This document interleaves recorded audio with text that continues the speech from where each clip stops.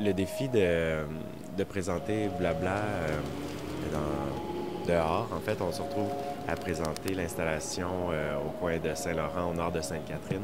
Contrairement à la fois où on l'avait présenté à Rotterdam et à Tokyo, on était dans un environnement contrôlé, à l'intérieur, dans un black box où on pouvait suspendre tous nos projecteurs, nos starballs et autres.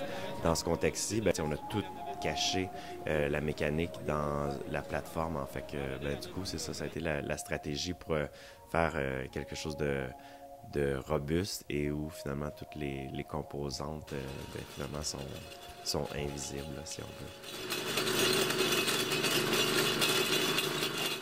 Ça, c'est une tranchée pour passer le filage.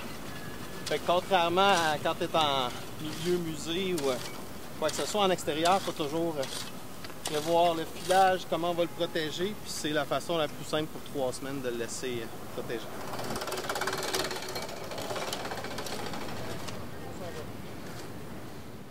Le projet va être présenté de 9 h le soir à 2 h du matin.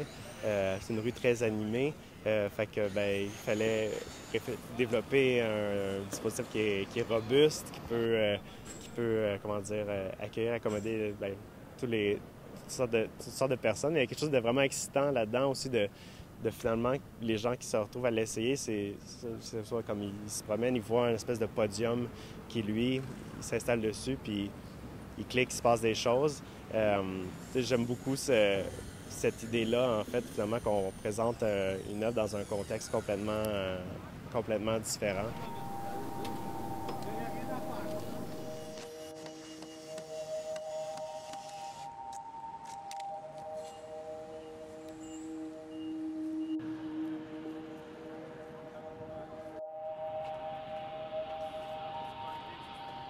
On a développé un dispositif où on met en lumière la personne qui interagit avec le truc. Il y a des petits personnages au mur dont la tête change de vert à orange, à bleu. Puis du coup, on a une espèce de cause à effet sur le podium qui devient de la même couleur. Puis ça luit sur la personne qui l'utilise. Puis les gens qui sont autour, comprennent en fait la cause à effet, là, finalement.